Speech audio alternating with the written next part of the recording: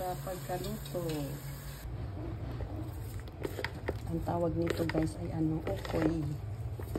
Sa Tagalog pa ukoy.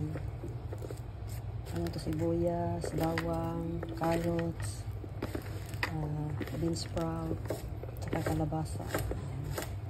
Yan po ang ulam for today. I-mix mo natin ng ayos, tapos nilagyan natin ng harina at saka cornstarch.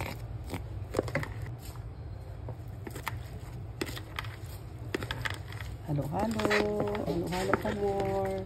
Tapos magprito tayo nito. Masarap to guys. Ganyan, suka na maanghang.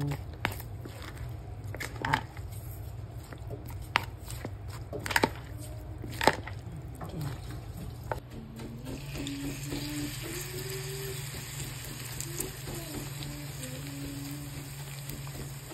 Isa na lang muna ito i-testing kung